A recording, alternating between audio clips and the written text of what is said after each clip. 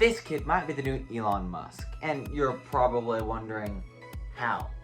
Well, 17-year-old Eric Zhu built a multi-million-dollar company from his high school bedroom?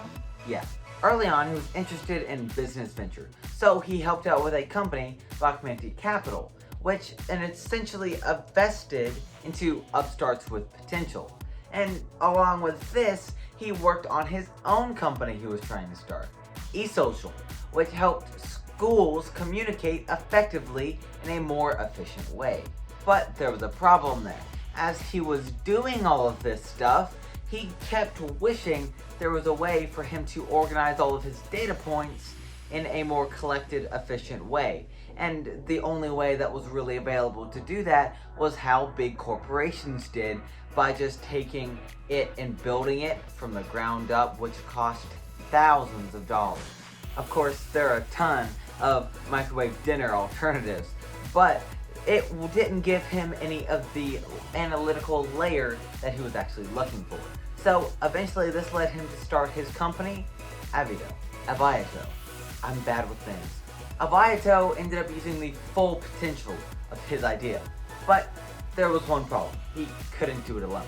So he needed investors. And what did he do?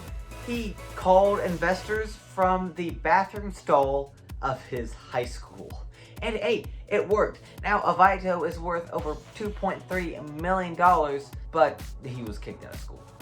Next up, the cybersecurity startup Wiz rejected an offer by Google to acquire them for over $23 billion. It ain't every day you see an offer like that, and it definitely ain't even every year you see a company say, no, we're not doing that. Wiz's CEO sent out an email that day that they refused it to most of his employees, stating this: saying no to such humbling offers is tough, but with our exceptional team, I feel confident in making that choice.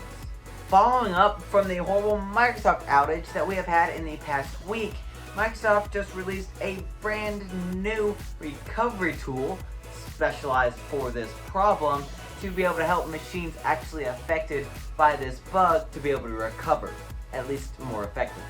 While most machines were actually able to use CrowdStrike's original fix update that they did put out not that long after the problem, there were still some people, and that some was a fairly large number, that were reporting that they could not get their computer to get the repair patch uploaded onto the computer. And there was a problem there because then they couldn't actually get in and it wouldn't reboot.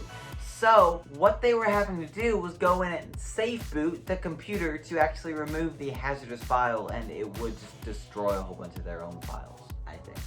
It was hard. And in response to that, Microsoft just put out their own recovery tool that you can use via USB, and it's pretty easy. Lastly, but certainly not least, Adobe just released their brand new Firefly AI tool for Adobe Photoshop and Illustrator. And honestly, it looks pretty cool, and it's mainly gonna only be available to the Creative Cloud subscribers, which is fine. There I have a ton of them. But it looks really cool, but just subscribe and stay tuned for a short I'll have coming out on that tomorrow. Anyways, I'll see you guys for another TechKnow video in 2 days. Y'all have a great day.